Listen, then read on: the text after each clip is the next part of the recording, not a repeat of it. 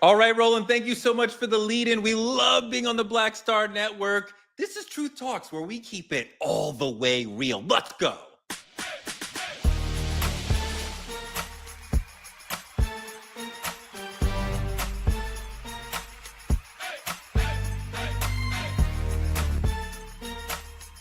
Are y'all ready to roll? Let's go. Welcome to Truth Talks, the show that gives you black people arguing like we're at the barbecue. We used to be the #1 show on Fox Soul. Now we're here with Rowland Martin because we needed a blacker platform, but it's still the opinionated, unapologetic, highly black truth-telling you are used to on Truth Talks. And it would not be Truth Talks if Dr. Cheyenne Bryant was not here. Welcome, my sister.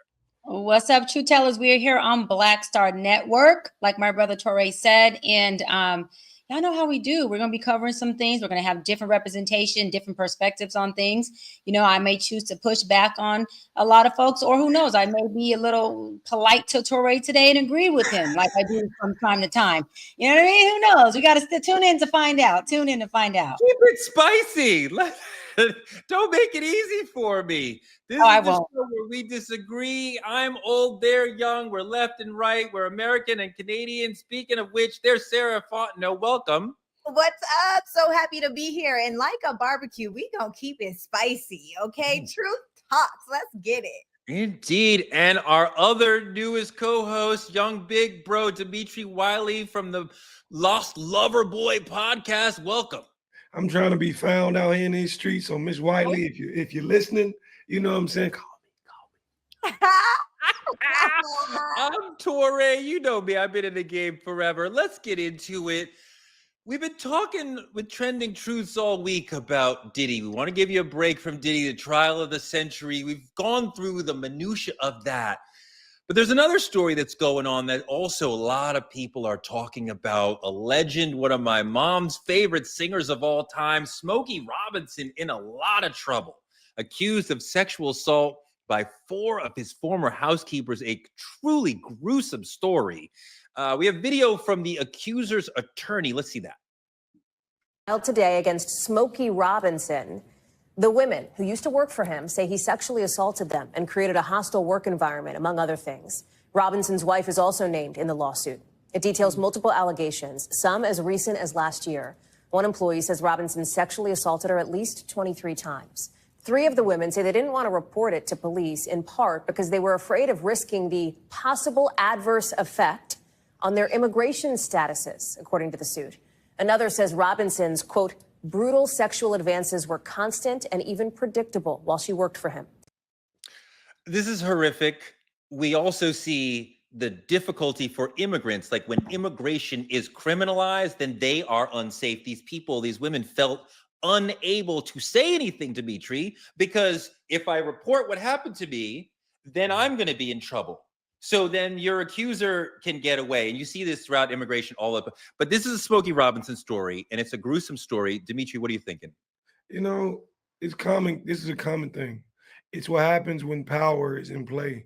Power often plays on blackmail, often plays on your ability to need them to keep your secrets, or them to keep you protected, or you to keep safe from them. So the thing about it is, this is a common thing, you know, but to me, there's so many layers to this conversation, because apparently Smokey's wife was a co-conspirator in all this. Apparently there was white tile laid out on a bed, and this was a routine thing between him and his wife where she would watch and XYZ. I think this is the first time we've seen it in this case. But for me, it's pretty common now at this point. Dr. B, this is gruesome. What do you think? Well, you know, the legendary late Barry White is my uncle. So I grew up around men. Oh, wow. Yeah, he's my uncle. So rest in peace. So I grew up around the Jacksons and Smokey Robertson and Glodine White, which is my auntie, and so forth. And I say all that to say, I've never experienced anything like that from Smokey. But again, you know, allegations are allegations until proven guilty, correct? My thing is, I know that what I'm hearing on the street per se is a lot of especially Black men are looking at it like, damn, you know, another one of our legends is getting taken down. And it seems like they're waiting, like Bill Cosby and many other brothers, for them to be of age to start to speak up on these experiences or these allegations. And although, of course, right, legend or not, if you are sexually abusing somebody, a crime is a crime. I'm just looking at it, how it has an impact on our community. In addition to that, I want to say that, you know, in his era, and this is not condoning sexual abuse, not condoning anything of that sort, but in their era back in that day, their climate of how they approached, how they dealt with women and those things were very, very different. And so prior to the Me Too movement, men were very vulgar, not saying it's okay, and they were very more firm or sometimes aggressive with women. Post the Me Too movement, men now don't even say you're beautiful. They won't even approach you. They won't even look at you. They're like in a fear-based place when it comes to dating or approaching. So what I'm saying is that now with the Me Too movement, it's much easier for folks to say, well, look, I'm gonna come out with my allegations of what happened, because now I know that there is a place for my voice to be heard, and there is a place in the courtroom where this is not normal anymore. No, that's absolutely right. You know, you remind me of, I was on CNN right after Barry White passed. And in the introduction, the anchor is saying, well, he sang these amazing love songs, but he wasn't the best looking man. And as soon as she talks to me, I'm like, excuse me? Barry White was a beautiful man. Like, what are you talking about? Like, get out of here. But what an amazing legend. I want to hear more about that later on. But Sarah, this Smokey Robinson story is horrific. And Dr. B brings up the whole thing of like, are they after our legends? I know a lot of people think about that. I don't think that there is some effort to get our legends. Dr. B rightly notes some folks, Bill Cosby, others being caught when they are older.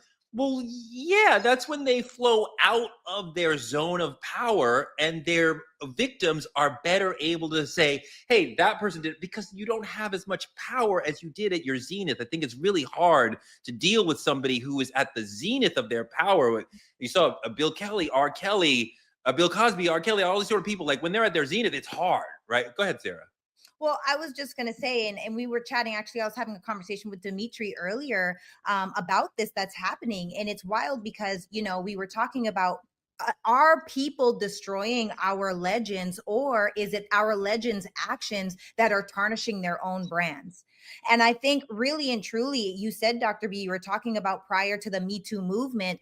I personally have been in the entertainment industry for almost 20 years, and I have effectively learned how to navigate the vulgarity that comes, because the truth is, regular men, air quotes here, regular men or normal men are much more appropriate these days, but rich men still are not, because there are still very rich and wealthy men that will say whatever they want to say because they know they can get away with it.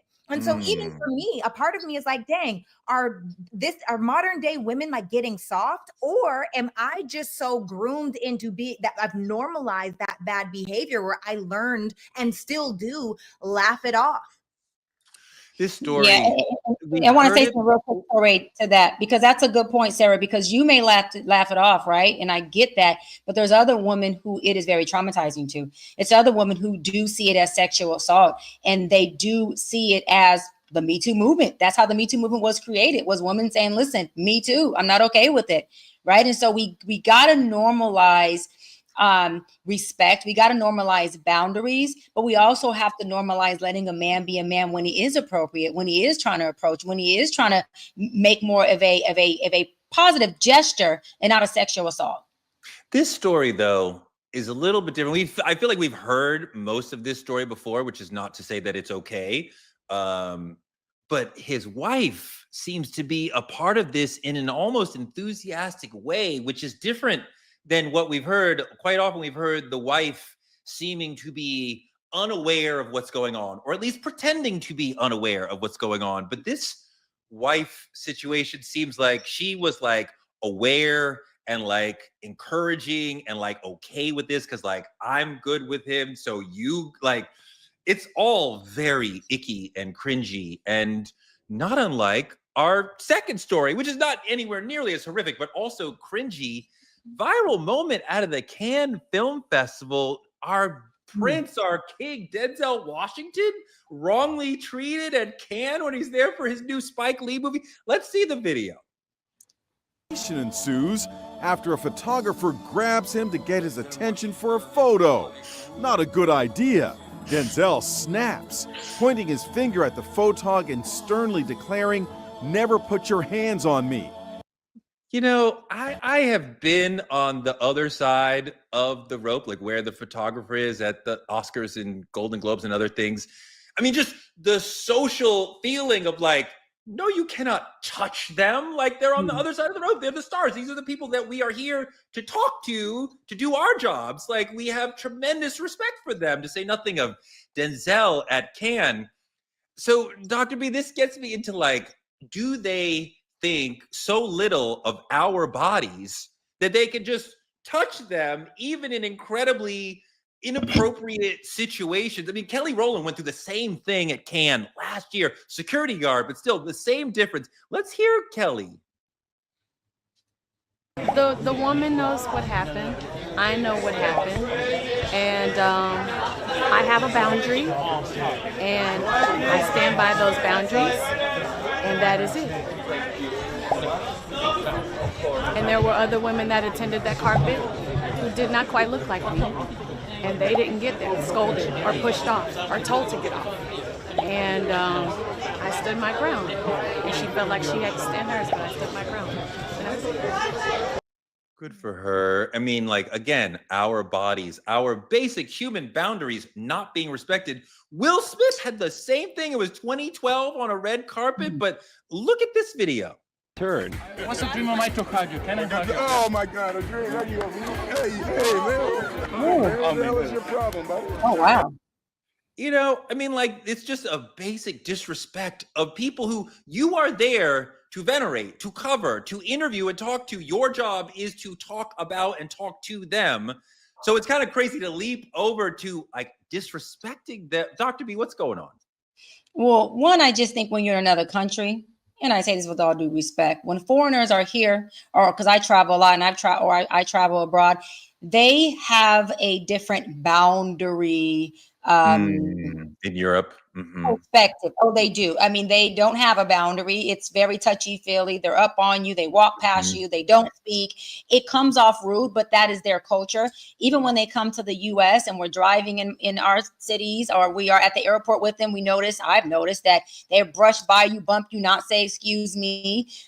They will just do certain things that, from my experience, is just like the foreigner forte per se. They don't have like that California, or not California, that American back up. We got boundaries. Back the fuck up. So you don't think this is as disrespectful as we're sort of seeing? I think it's disrespectful. I don't think it's a racial issue. I think the issue is the boundaries. When Denzel said back the hell up, don't touch me, that was a clear boundary of back the hell up. Just like Kelly Rowland, I always call it the black woman finger. When our finger comes up, the finger is a boundary. So once we do this, just understand what follows this is a boundary. But to your point, Sarah, Dr. B is noticing, okay, there's different mores in Europe, which is absolutely true. I definitely think you're right that their sense of social space is Very a little less, right? So maybe this white photographer is not intending to be disrespectful with the first touch, but Denzel lays down a clear marker. That is not for me. And the photographer does it again. So now I feel like we're beyond like, oh, Europeans are different. I told you don't touch me, and he touched him again. So where are we then, Sarah?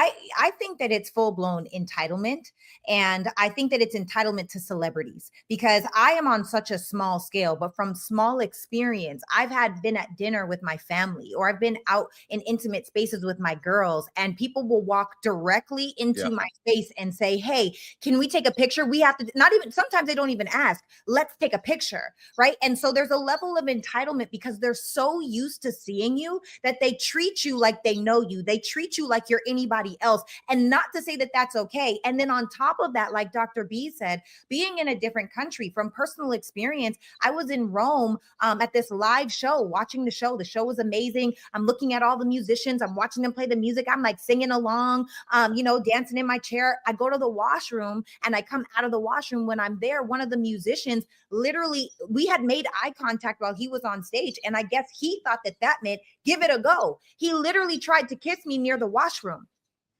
Quite literally. Now, this is the thing. Maybe that's normal over there, but it's not normal over here. So I think that it's a level of entitlement because you're a celebrity. You're supposed to do these things. You're supposed to take pictures with me. You're supposed to see me. And then also the physical boundaries are a little bit different. I don't think it's a racial thing either.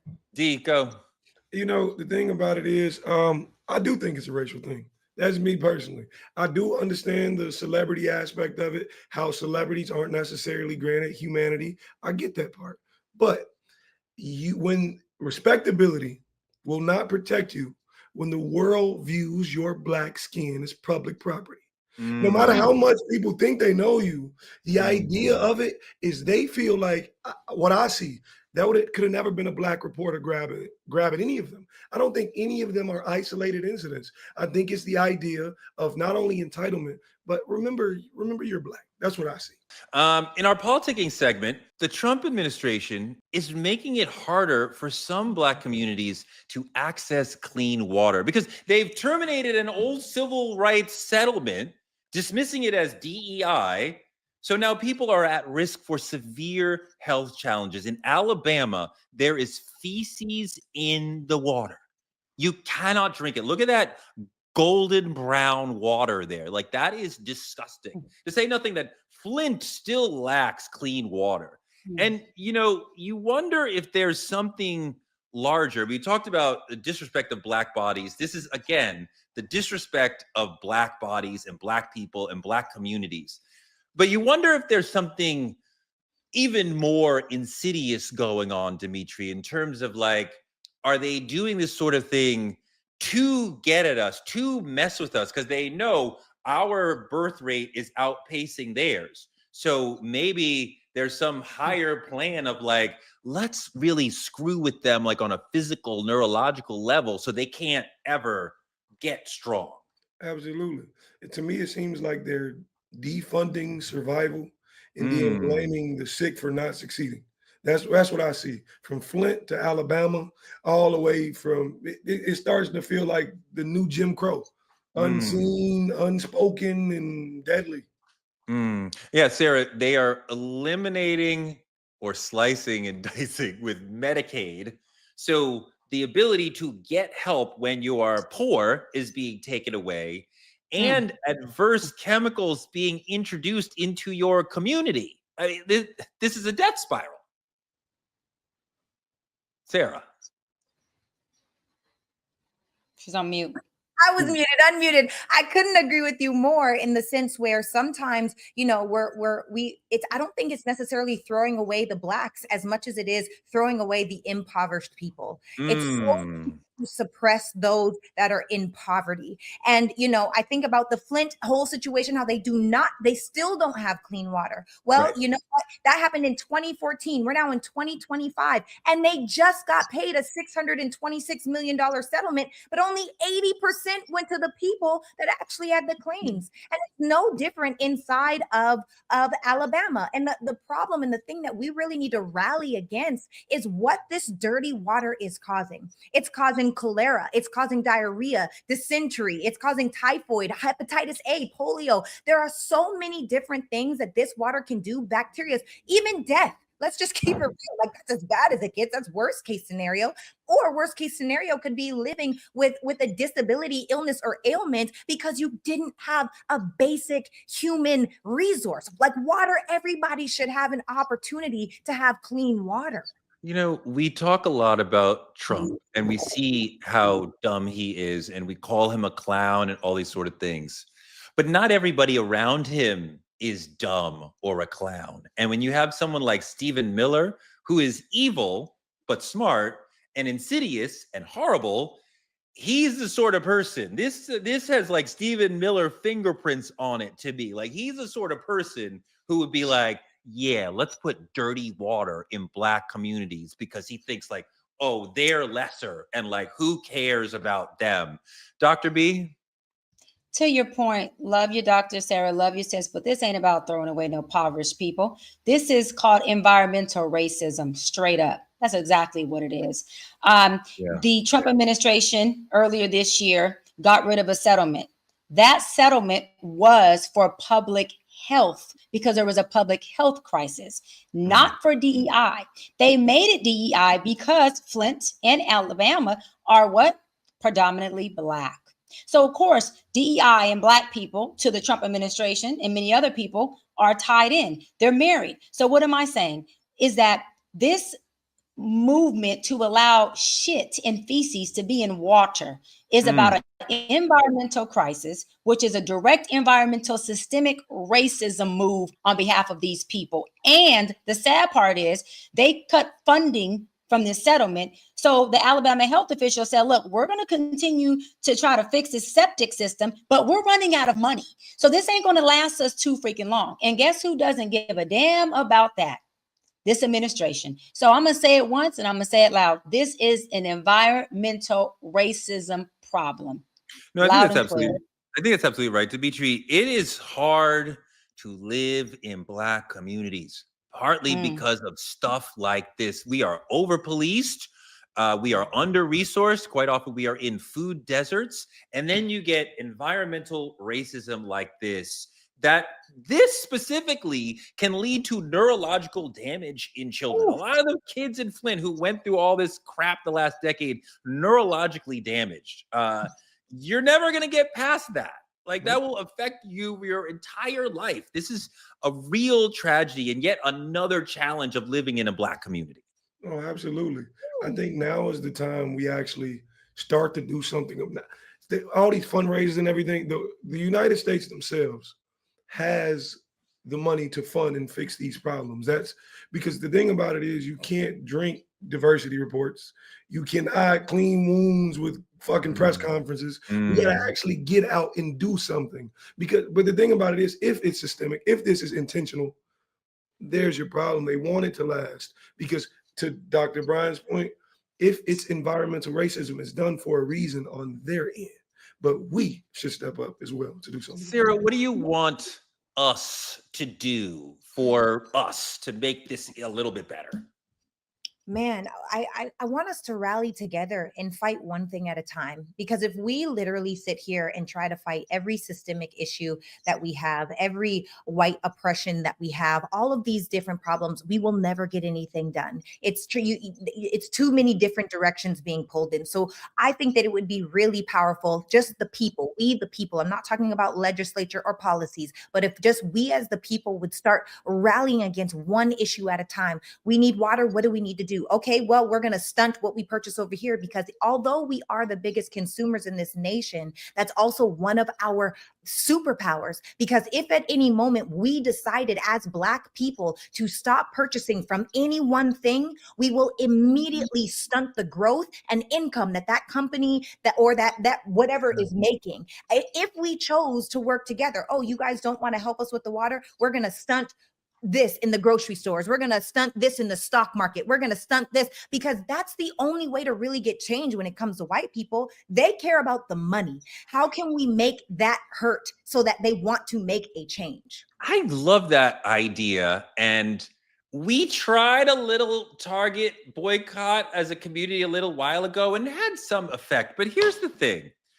What we've been doing is announcing we're going to have a boycott on Friday, and it's going to last 3 days or a week, whatever it is. So what that does is it gives the corporation time to get prepared. It gives them time to say, don't worry about the numbers here because they're boycotting us. And we know when it's going to end. A real boycott the company would not know it's coming. They would not know how long it's going to be. They would not know they would be freaking out like we are, but we are giving them too much information. That's good.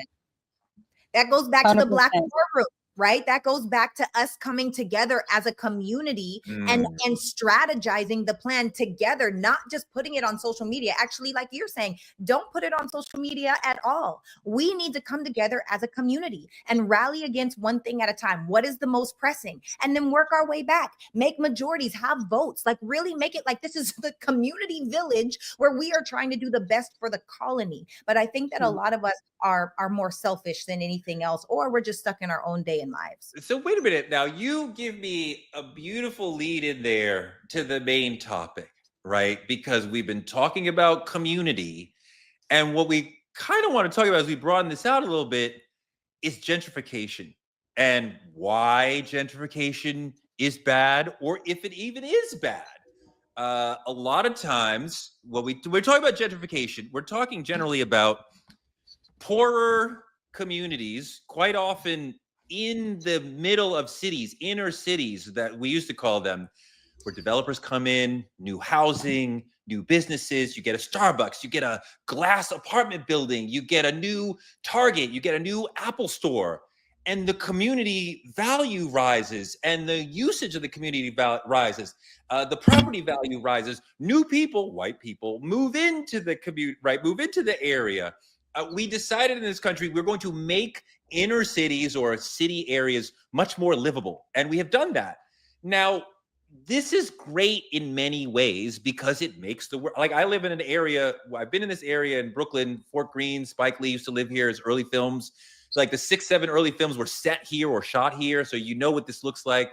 In the 20, 30 years I've been living here, I've seen an Apple store come in, a Target, an Alamo. So I mean, this neighborhood has like grown and changed. It's whiter. It's more affluent than it used to be. In a lot of ways, that is better. But at the same time, that displaces a lot of the consistent community and culture and the people who have lived there. Quite often, gentrification means poor people have to move to another area, right? They might have been in that area for generations. Now you have to move somewhere further away from work, further away from the city, which is hard for them. They may lose money in the economic change, all these sort of things. Dr. B, gentrification is complicated for our communities. Yeah, no, it definitely is. You know, although there are some perks of gentrification, you know, it does create a loss of affordable housing. It does increase crime.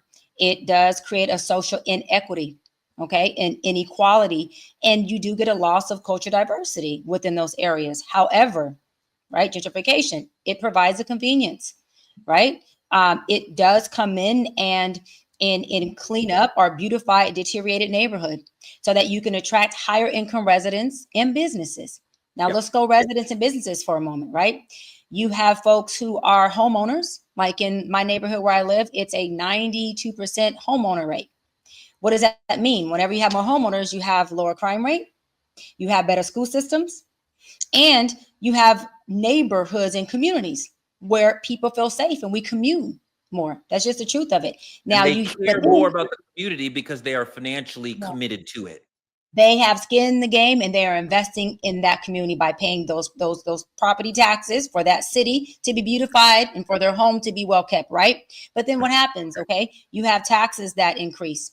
You have folks who can't afford the cost of living in that area because in order to bring in this gentrification, you got to have money that you put into it. And then you have to expect folks who live in it to pay higher tax rates so that they can kind of pay back the gentrification that you just did. So it does push out a lot of our people. But I think the bigger question is, how do we help our people help themselves become more socioeconomically stable and established so that gentrification becomes a convenience for them and not a hardship where they end up more impoverished than they were before? Because what I've learned, and I'll land on this, is you know, because as NAACP president, we talk about the gentrification thing a lot, and I happen to be one that is for it.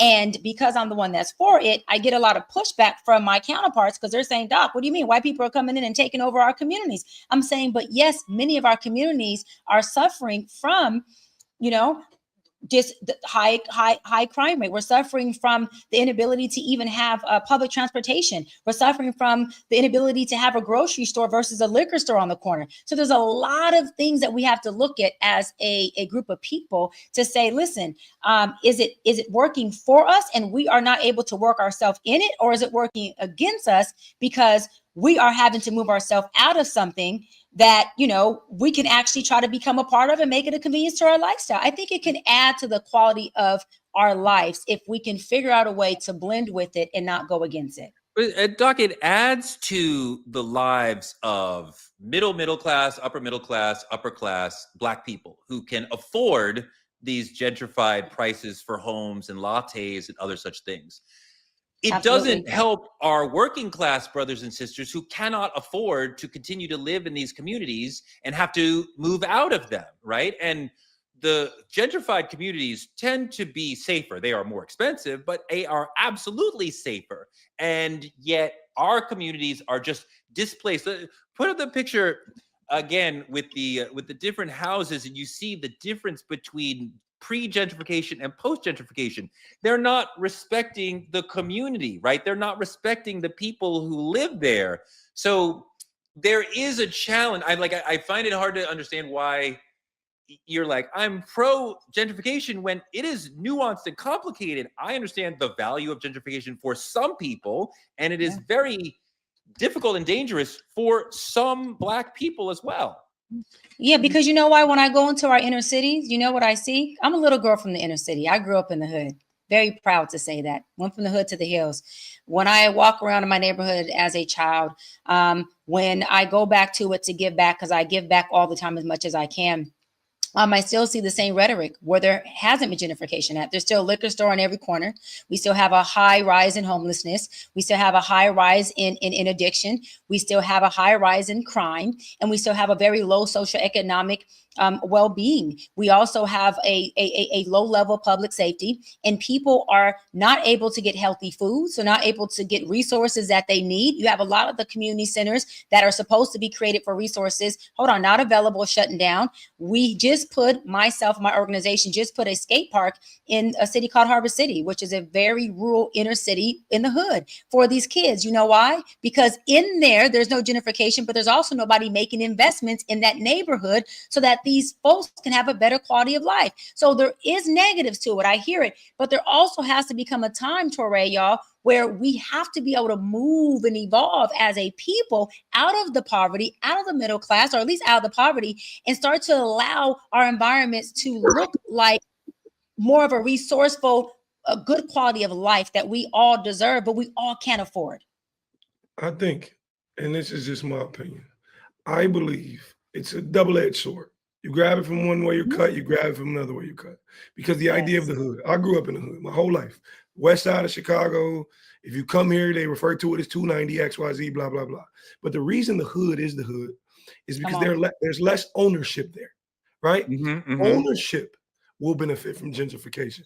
It's not cleaning up the hood if you have to remove the people. Right. In order for them to enjoy it. You understand what I'm saying? It does not make sense. If you're literally, for some people, for the middle class, like you said, Tori, for the middle class, yes, it's a coffee shop. For others, it's a fucking eviction note behind a coffee. Right. It's different. And the thing about it is, my grandmother was barely paying her mortgage, barely. Ended up taking out a second mortgage, XYZ. And granted, I was a lot younger at the time. Proud to say I now own that home that my grandmother grew up in. Amazing. But the thing about it is, it's in that neighborhood in Chicago that they're trying to gentrify. It's right next to the United Center out here where the Bulls play. So for me, I've witnessed it firsthand. I've witnessed a Starbucks pop up out of nowhere, but still next to a liquor store.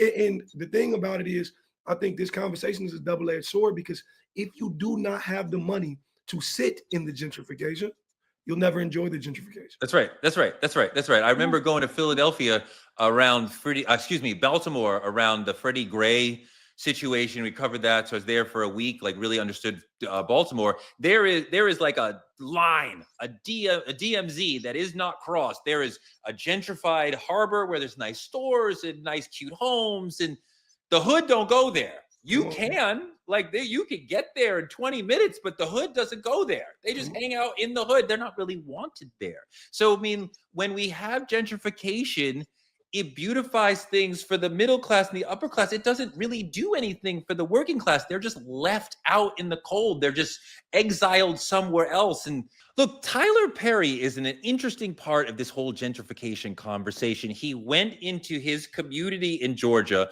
built this amazing studio where they filmed Black Panther and all these other things. But he didn't just forget about the people around him, because when something like that comes into a community, the property value of everybody around him is going to be raised immensely.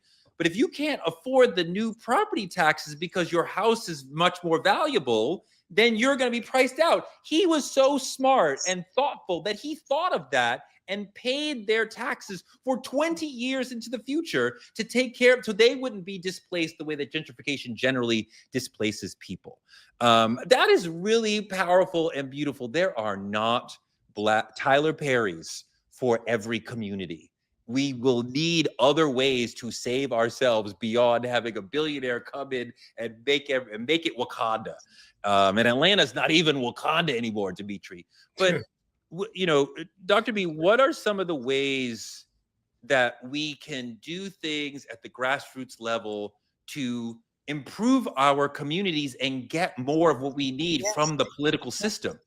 I love that question because that's exactly where I was going, Teray. So as a representative and president of NAACP here, we work with elected officials. I'm also a commissioner for our assemblymen, as well as a California Democratic delegate elected official. So what do? I work with the elected officials to make sure that the developers who are coming into our cities and developing have to contribute or donate a percentile of that development that they will be making money from back into the community. What does that mean? That they have to promise to invest in low income housing within the jurisdiction of where they are developing, or guess what? They do not get the okay from the city council to develop in that area. Why? Because a lot of elected officials were doing pay to play. If you pay me some money, then you can go out and play in my jurisdiction and build and develop certain things. And that right there was killing us. The sad part about it is it's not just white politicians who were doing it. You got black and brown politicians who were letting white developers come in, pay them a nice little amount, shut them up, and build up everything. And now you got politicians who are becoming career politicians and millionaires once they retire, and developers who are coming in, and no one is in the service position that elected official is meant to be in. So long story short, we are making sure that developers have to donate and contribute to the jurisdiction where they're building, to the community of people who they are already building in. And they have to make sure that they keep somewhat of the culture that was already there, whether they let people do like, art, they call graffiti art here in Los Angeles on the walls in that community, right? Or they have to add some type of like whatever culture that was there. So yeah, those are some of the resolutions that we've implemented. Yeah, graffiti is art. Absolutely. Dimitri, go ahead. I'm gonna speak to the exact same point from a different standpoint. And I briefly touched on it before we had our technical difficulties, but not just me. I was not the only one who purchased my great grandmother's home. She owned it since 1970. I purchased it because no one in my family was willing to do so until I was of age. But me and 3 of my friends now own property that was in our family to keep it there. We refused to lose it to the city. I refused to watch all the hard work and fight my grandmother put up go to waste, because what was going to happen is someone was going to move on in. A 4-layer brick building would have been bought in seconds. Her property is now valued at over $800,000. So it's not just what the city can do, it's what the people can do. It's when you care, when you actually put the thought in saying, because I can't control, I grew up in poverty, but I can control what happens after the fact. You're 28? Yes. How hard was it to get the cash to buy? You bought an $800,000 house? No, so what I did personally, my grandmother still owned maybe $50,000 left on this building. So quick claimed it over to me, paid the $50,000, reconstruction loan, fixed the whole building. See, that's Go on, how Dimitri. we Go help on. each other and pass on. Because so often in our communities, there's something we call a negative inheritance, right? White people generally don't have this. We generally have to take care of our elders near the end of life, and that drags us down financially. We love them, so we do it out of our heart, but whereas white people quite often are experiencing inheritance. They get money from their elders to start a business or to pay a down payment for a home. So they're moving forward. So I love that you are part of that. Quickly, Dimitri, when you are in the dating scene and you are telling women, hey, I own a home, is that not a super green flag? I hate to put a flex on it, but it ain't the only one I own. And, hey, listen, I'm proud to be a black man. I'm proud. I know y'all call me young, but I want to touch on this because I don't want to make it sound too easy. There is a lot of things that you have to jump through as a young black man. I started to develop my credit at 16 years old. I attempted to learn from a negative space as a child. My parents didn't have it like that. My friends didn't have it like that, but it was conversations amongst our friendship growing up that we can do better. And it's wanting to do it. Of course, I had to deal with my grandmother and her. I don't know if you really know, but when they get above 80, they get like a a territorial. Yep. Your Yeah. heart's Yeah. connected to this building. Yep. And Yeah. it was my dream, my all-time goal, my desire in life to make sure this woman sees this building in its glory days so she can remain comfortable. That was and it was not easy. I don't want to preach that it's easy, but you can learn. Sarah, you know the real estate space probably better than anybody in this conversation. Let's talk a little bit about how more people, young people, can be like Dimitri and begin to own, because if we create more Black home ownership, that is the path to communal wealth. Well, what I love is that he's talking about what was already owned in his bloodline, right? So you're starting with a lesser hurdle, because instead of it costing $800,000, he probably put $150,000, $200,000 into this house, which is so much more manageable than that 800,000 number. And so one thing that I do want to address is, why are our neighborhoods getting run down in the first place? And like I said before, there's definitely, there's a perk to gentrification in the sense where we get better shopping centers, better healthcare, better school zones. There's better stores, better food options. It's not just fast food everywhere. We definitely do have that, but I would actually challenge you, Torre, that it's not just the working class, but it's also the middle class that gap is created between them and the upper middle class and the upper class, right? Because they really and truly can't afford to be there. So it is this double-edged sword. And I feel like we really have to stop blaming the white man for everything, because the truth is, a lot of us don't know how to take care of our stuff. A lot of us, no, let me just say this, because when I go to my great aunt Marge's, okay, I lived with my great aunt for 3 years in Compton. She's the one that taught me about credit. She's the one that taught me how to make a bed. She told me, Sarah, a man will never love you if you don't make your bed. She gave me real, raw, unfiltered, right? Yes, thank you, Aunt Marge. I say that to say, when I go to my Aunt Marge's house, she still has the couch with the plastic on it. Oh my God. Has the running carpets that you have to walk on. Don't you dare step off of that carpet. Shout out to you, Aunt Marge, for keeping your stuff together. She still has, she has cleaners that come and dust. And when it started, it was a 2-bedroom house with a kitchen, and it was so small. She's expanded on her land that she has. She's added an additional sitting area, a whole additional room in the back area. Like, she's taken what she's had and she's expanded with it because she takes care of her stuff. And I do want to challenge that a lot of us Black folks, especially impoverished Black folks, don't take care of the things that we have. And God knows no mess.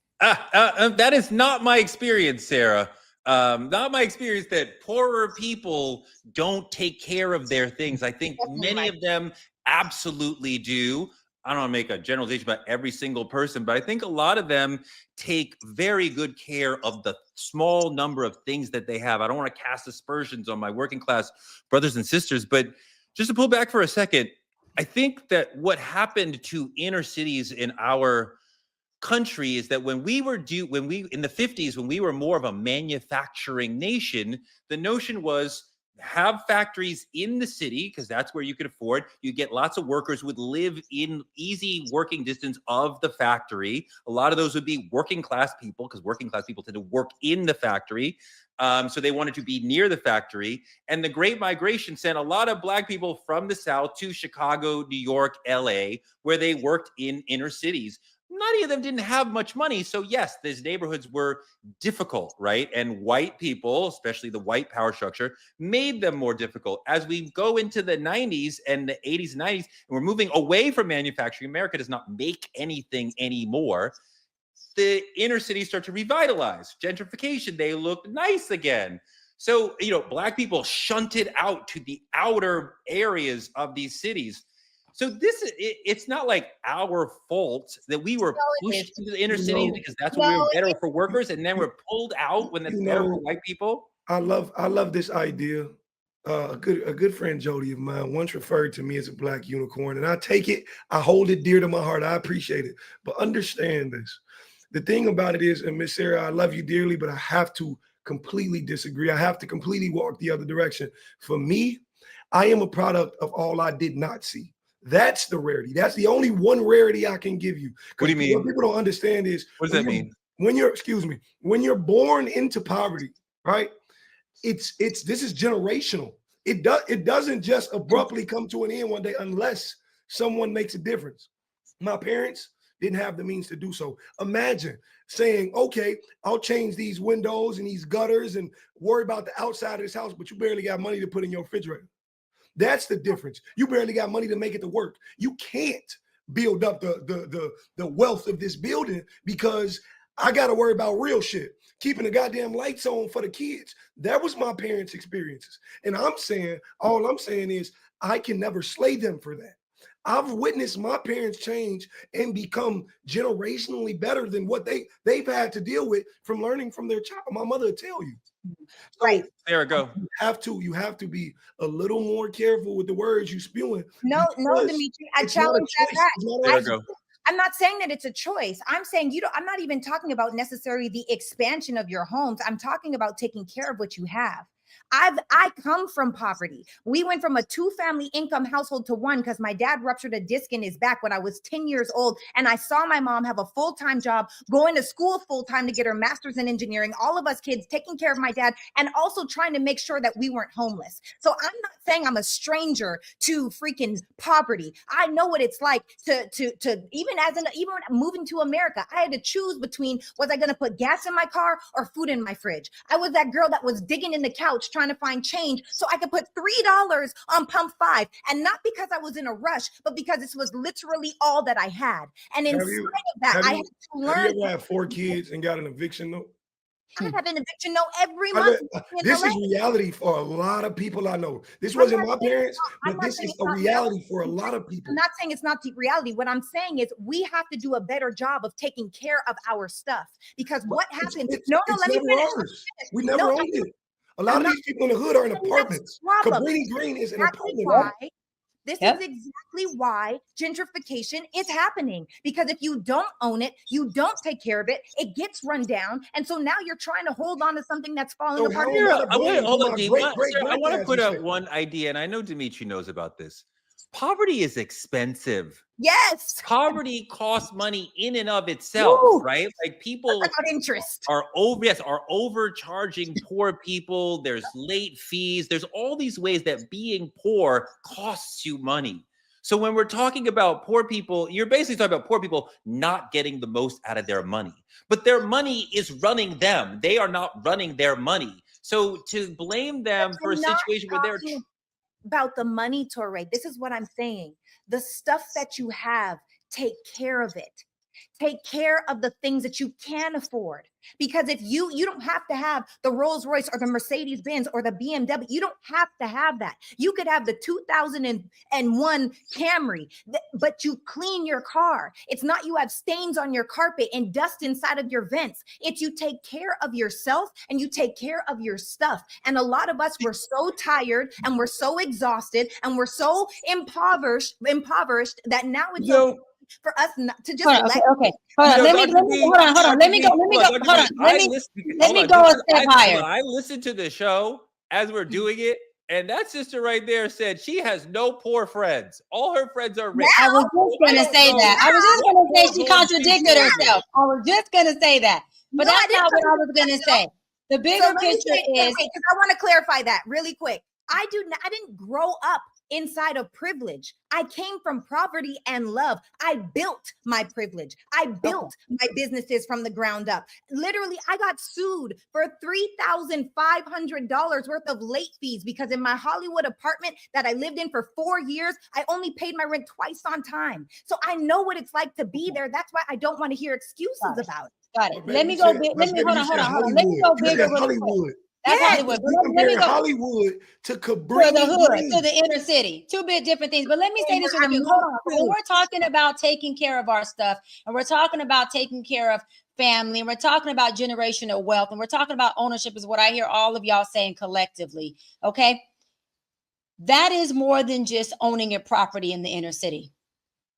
Yes. That's also having life insurance for your children. Sure. Okay. That's also teaching Dimitri's son how he created this real estate portfolio. Okay. My father passed away. He was a hood dude. Went from the hood to a well-off businessman. So he made it out the hood. I got a check in the mail. Didn't even know. Life insurance, 2 different checks. I bawled my eyes out. Not because the amount was nice, because How my much you father get? thought of me post his death. My How much? father thought of me. I ain't telling you. My father thought of me in his legacy in creating after death. That life No. insurance check is important to kids. Second thing is, we didn't have to spend $1 on my father's funeral, his plot, or anything. You know why? Because to Sarah's point, he took care of his shit. My grandmother, who I took care of in hospice till her last breath 2 years ago, dying from cancer, guess what? We didn't have to pay $1 for hers. You know why? Because she took care of her shit. Now, let me go further. She didn't own a property. She didn't own a business, but she damn sure had life insurance that covered herself so that when she passed away, she did not leave us in debt and we were not in a deficit. Had I paid for it? Hell yeah, I would have paid for it. But the fact that I didn't is what I call privilege, is what I call generational wealth, is what I call taking care of each other. Now, I bought my first house at 19 and created a hell of a real estate portfolio up until right now. I bought an estate 4 years ago and I just built out a compound, which means I have 4 houses on one property in Los Angeles where all of our family can live here. Why? Because that's how you create generational wealth. That's how I let my children that are not even born yet, called preparation and planning for my kids before I have them. I say, listen, all y'all got a place on this one compound.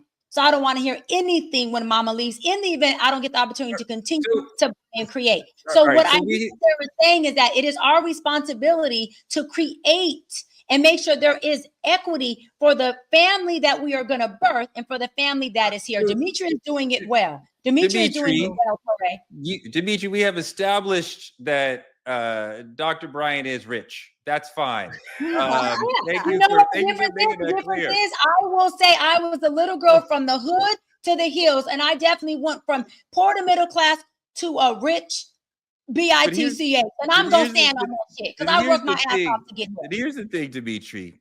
Sarah keeps making the point about, why don't poor people be cleaner? You're Cabrini Green, right? Come on, man. What are we talking about? I mean, like, is there a problem? You've been in the hood? You've been in the PJs. Is there a problem? Are we keeping it clean in the PJs or not? You know the thing about the hood that a lot of people misunderstand. The hood is literally saying, okay, what y'all telling me is, why don't I make my bed when my room's fucking filthy? The thing about it is, Dr. B, you said something about life insurance. Well, fuck life insurance when you can't afford car insurance. Fuck life insurance when you can't afford living. People, I don't think people understand this though. But to your point, Torre, are we keeping it clean? I'll be honest with you. No, they're not. But the thing about it is, it does not matter if it's clean if you barely have it. The dealership, when they come repo your car, they don't give a fuck if it's car washed or not. It's getting taken. And that's the thing. People are literally making life-changing split decisions with the money they're making. And I don't know if y'all know. Why is it getting taken, Dimitri? Why is it getting taken? Whose responsibility is it to update the things that they obtain? Whose responsibility is it? I'm asking a general question to us all. Whose responsibility is it? Can I say it is an absolute cop-out? Okay. And I'm probably going to piss a lot of people off because I know that the struggle is not easy, but that doesn't mean that it's impossible. And one of the things that we all have to realize is, y'all talking about, yeah, I moved from Canada, Regina, Saskatchewan, Canada to Los Angeles. I moved to Hollywood, California. My rent was $781. And every single month I was late to pay my rent. Every single month I was calling around trying to see if I could get help. Every single month I was hustling, trying to figure it out. And you know what? Inside of trying to figure it out, even though I was crying myself to sleep at night, I was putting a plan in place. I may have started broke. It's like the quote that says, if you were born broke, that is not your fault. But if you die broke, that is absolutely your fault. And then if we continue to regurgitate that rhetoric, that because it's hard and that you don't have enough money to live your life, that then it's okay for you not to have life insurance. I don't think you not take care of your stuff. It's not okay. And hold on, Torre, because to Sarah's point, I said something very significant. I said my father was a street guy. And even though he was a street guy, he still invested in life insurance. You know why? Because he knew the lifestyle he was living. And it may have not been a promised one. So I want to say this to Dimitri, though, because Dimitri and I do have something in common. We both do come from the inner city. We both are little kids from the hood that happen to do damn well for our family and make it out. So I totally understand you when you say, listen, you know, when you're trying to pay your car note, you're just trying to see if you can get to a free clinic because you ain't got health insurance. You're just trying to see how you can get to high school, how you can get to the next stop from the 72 bus bus and get a transfer to the next one. I totally get it. But let me say this. There's people like you and there's people like me who figured out with a strong internal locus what kind of plan was needed for us to navigate through that, Dimitri. And guess whose responsibility that was? It was yours. And guess whose responsibility it was for me? It was mine. And so when I tell my story, I don't just give props to the people who raised me. I give props to Cheyenne Nicole Bryant, and I give props to Dimitri Wiley. What I'm saying is that just like we held ourselves responsible to make sure that we did something with the crumbs that we had and made a loaf out of it, people still got to be able to figure out how to do it, Dimitri. And people like you and me, we are responsible for going back and saying, bruh, sis, I see you and me. This is how I did it. Maybe this is a tool that can help you do it. It's not about leaving them hanging, but we got to hold them accountable. We got to hold people in our neighborhood accountable. I salute you, Sarah, Dimitri. My father's also projects to having his own business and creating the pathway for my life. He lived in the projects right over there, right on the other side of the park in the area where I live now, in like a nice home, which is like this amazing, generational leap. But we're not really dealing with the fact that being poor and being in poverty is in and of itself traumatizing. And I applaud you, Sarah, for being able to have a long-term plan in that situation.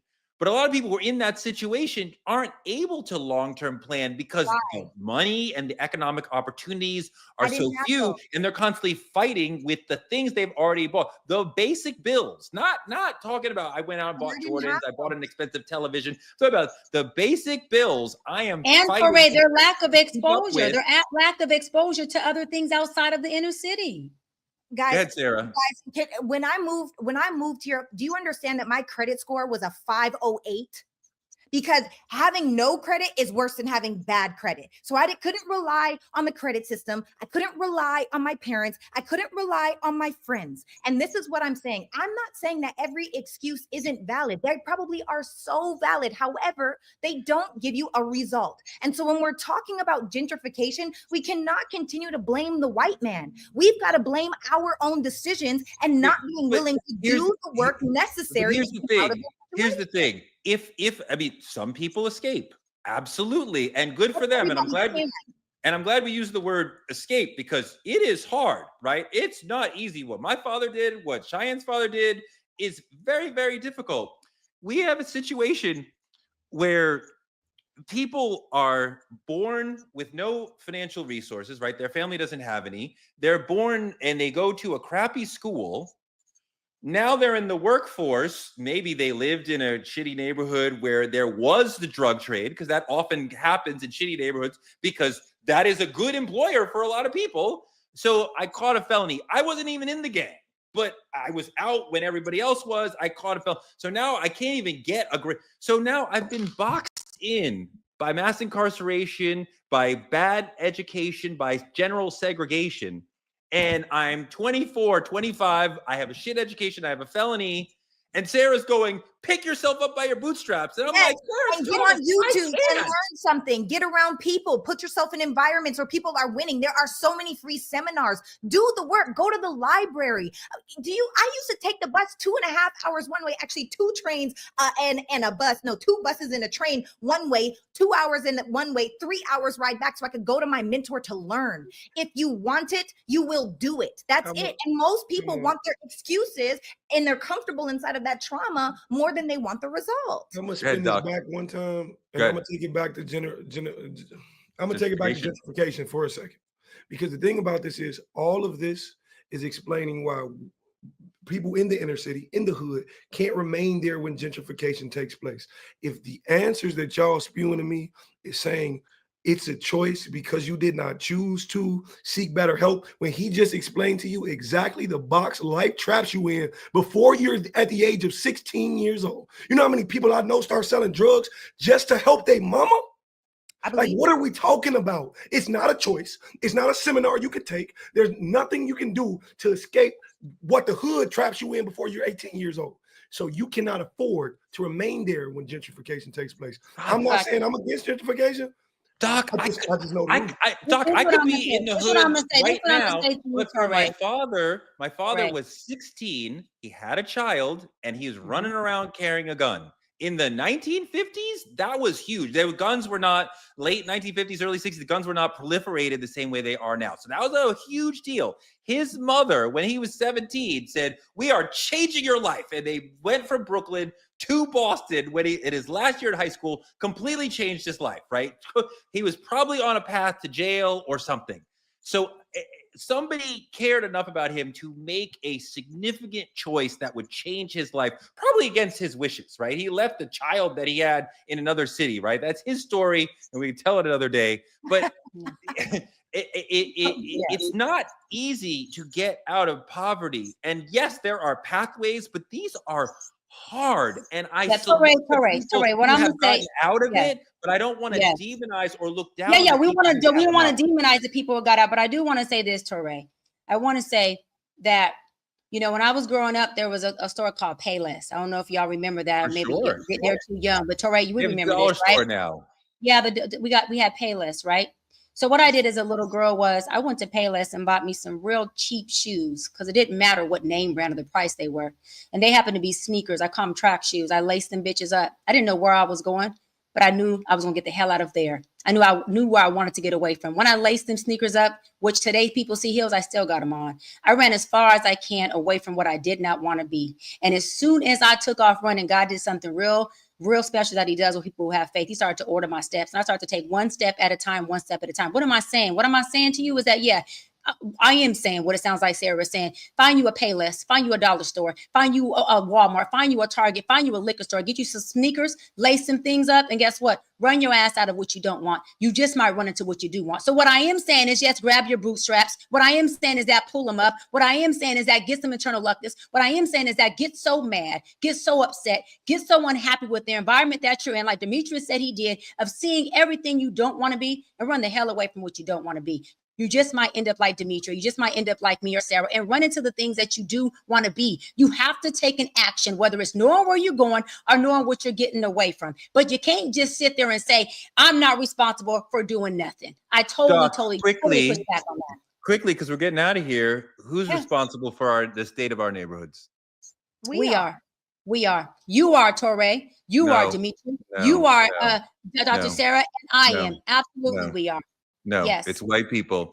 It's white people. It's always white people. The correct answer is always white people. And you'll always be powerless, and you'll always be at their footstool if you think like that. So sorry that you have that limited thinking. White, it's not limited. I have an understanding of the game. White supremacy is in control of our system. Of you. It's in control of you. It's not in control of me. If I could play devil's advocate, you're just not admitting it. It's in control of you. It's in control of you because you fall prey to that, because maybe you need a little more hood in your life, but it's not in control of me, baby. No, I am completely aware of the You're very unaware of politics in the country. You're very unaware, because if you were aware, you will understand that it does not control you. You have a mind that's not in captivity. But as long as you have that slave mindset, Stockholm syndrome, then you can say that the man who's white runs you. I don't have the same narrative. You keep yours, and I'm gonna keep mine. You can make up whatever narrative you want, but they have all the money. They have all the power.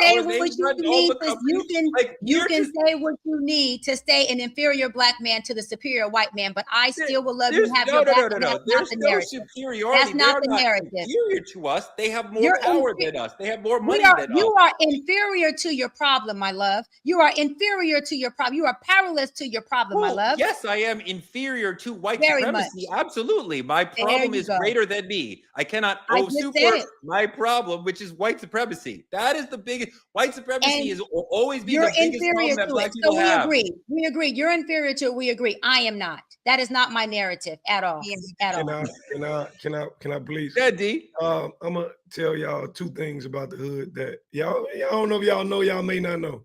Just like you said earlier, Touré, there's this thing called Austin Boulevard in Chicago, Illinois. On one side, completely gentrified. The other, literally across the street. The other, direct poverty. Direct. I drive on the street every day. It's not 10 blocks from my house. The thing about this is, and the reason I said it is, what people don't understand about that poverty side, they don't think the other side is achievable. Of course, yes, to Dr. Brian and Sarah's point, it's a mental thing. But what people don't understand is it's a mental thing due to white supremacy, due to the past. If you're born into a hole and you've never seen light, you'll never understand what that looks like. You understand what I'm saying? Until you discover it. I looked around, I seen what I liked, I implemented it in my own life. Not everybody has that. But due to the fact of not everybody having that, things are situational. My parents did not believe what I'm doing currently today was possible until I showed them it was. So all I'm gonna say is when we talk about whose fault is it, or it's everybody's. Wait, I- you what? know, Denise, No, I like no, that. no, no, you're like doing that. so good. No. No, not everybody. It's No, not no. our fault. It Our is. problems are not our fault. It We is. are dealing with a system that we were not meant to be in. This is not the country we're supposed to be in. We No. are dealing with white Dr. supremacy. Sarah, and white he's having privilege. accountability. He's Those having are an our main accountability issue. problems. I'm gonna tag you in, sis. Yes. Accountability is your department, Dr. Sarah. Go ahead. Correct. I love you. I love you so much. I love all of us. And I love that we can have this conversation with love without, it getting personal or angry. Like we're literally Not just having personal. a healthy debate. No, Yeah. I love that for us. Yeah. However, the fact it's toxic in my mind. It is toxic to say we will never reach a certain point because of them. Because what you're doing is you're placing all of your power outside of you. And if all is your power is outside of you, you are powerless to make a change. When you start taking 100% accountability for all things in your life, good, bad, right, wrong, ugly, or beautiful, that's when you can actually change it. When we start managing the energy, one of the things, Torre, we were having a phone call the other day, catching up, chit-chatting, and I was saying, one of the things that I say when I'm really frustrated, instead of giving it my energy, I say, isn't that interesting? Yeah. And I keep it moving. Yeah. Because there's no reason why I'm going to allow anything or anyone else to take my power away. Sarah, what is the, you're more Christian than I am. What is this thing? Give me the grace to accept the things I cannot change. How is it? Change and the power to change the things that I can. Great, because I believe in accountability for the things that are within my control. And if I have any ability to change the situation, I will internally be like, well, what did you do? And what did you not do? But I understand that there is a part of life and a part of living in this society that is beyond my specific control and beyond the control of the specific Black community. And I think so much of the Black community that I understand that there is nothing inherently wrong with us. That we are amazing and beautiful and in the wrong country, and it is only white supremacy that continues to hold us down. There is nothing wrong with us. So let me say one thing. Not in your control, Torre? What is not in your control? Give us an example. What is not in your control? I mean, if I encounter the police, let's say, we all know that I don't have control in that situation. My God, I was playing tennis. This is a real story. I mean, I play tennis every day, but this happened 3 weeks ago where we got into an argument over whose court it was. It was mine, but she wouldn't get off. I swear she would have been at January 6th if she had enough money for bus fare, right? She had like 97% of her teeth, right? Like that sort of person. And she called the police and said that I assaulted her. So when the cops came, the question is, did you assault her? In that moment, I rely on the cop to listen to me because he could have easily said, well, let's just arrest him and figure it out later. So I don't have control in that moment. And you know what's crazy? You know, part of how I got out of that? Because the other white people at the court were like, yeah, we saw it. He didn't hit her. I'm like, so I'm relying on white people to save me in this moment. Which goes to show that they're not the enemy. And also the No. I didn't say, I'm not saying every specific white person is the enemy. I have some white friends. I'm saying there is a system that controls us, that keeps us down. And even some of our friends will perpetuate that system. Go, Sarah. Okay, I just have to say this. The only thing in life that we have control over, it is not the socioeconomic climate. It is not how much we are going to get opportunity. It is not the color of our skin. The only thing that we have control over is ourselves. And if in that moment you got into that argument with the girl that plays tennis and you would have gone off on her and was super loud, I'm sure that you're not that way. You might be outraged at times, but you don't get dramatic in the sense of where you're ready to put your hands on someone, where someone else might go there because they don't even have control over themselves. No, but I had self-control, but the conversation came down to what the police officer, and that's just one example. Hold on. Let me say this really quick because Touré, hang on, the truth is inside of that moment, Touré. Had you been the angry black man, the loud, angry, disrespectful black man, I'm doing quoting fingers for those that are listening. Had you been that person, then the police officer wouldn't have needed the white people. He probably would have already assumed you were guilty just off of your energy in that space. But I wasn't the angry black man, and I'm still vulnerable. Touré, we get it. You weren't the angry black man. That we get your point. What I hear you saying when you talk, that it baffles me is you describe, the exact definition of inferiority. And hold on, before you respond, that is something that I feel that our people has worked very hard to come out of. I hear you saying that white people cause problems, and they have been the nucleus to a lot of our problems. But when you say that they are the covering problem, that is an inferiority complex, which you've already said that you're inferior to the systemic racism of things. But that mindset cannot overcome something, because inferiority and overcoming cannot coexist. You can't build yourself up while you break yourself down. It doesn't work. You got to choose one. And when you choose to go up, you are no longer inferior. You are evolving. And it's not about being superior to another race. It's about being superior to yourself and being vertical in who you are, and understanding that out of all powers of powers, you do have the power of choice. And if you use it as much as you can, it does change your life. If we look at this situation in this country and we see white people have a majority of the money and a majority of the power as far as politics and corporations, how do we explain that? How would I explain that to a 6-year-old? You don't have to. You don't have to explain that to anyone. White people are better, or would I say racism explains why we're in that situation? I think the bigger question is, why are you trying to explain it, and who are you trying to explain it to? The explanation of why somebody outside of you is doing anything is irrelevant. What is your black tail doing for change? What is your black tail doing for your family? You are educated. You wrote a book. You're doing better than your parents. What are you talking? Touré, no, you don't have to explain what an outside party is doing. This is in-house stuff. As black people, we in-house. I would feel bad for black people who fail to understand that racism and white supremacy is the main reason for our problems, because then you would have to blame yourself. And you would have to say, I gotta end this here. Y'all, the question is, we talking about gentrification, right? In the neighborhood. Y'all want to know who I blame? I blame my mom. I blame my dad. I blame my ancestors. But I also blame more than them. I blame the judicial system. I blame poor funding in low funded communities in the hood. I blame police brutality on Black Americans. I blame. There's a number of people to blame. It's not just one particular person. You don't look in the mirror and say, "I could do better one day," and then just go out and now you can pay your bills. Before y'all were in Chicago, where were you? Got it. That's it. Which southern state were you in? Us? Yeah, Mississippi. Yeah. So you should also blame the sharecropper who was stealing money from your great grandfather, and the slave master who was stealing money from your great grandfather. He already said everybody, and you disagreed with him. He said everybody 10 minutes ago, and you said, whoa. And your curls started to fluff up. Your curls was bouncing and stuff. You was having a moment, babe. You was having a moment.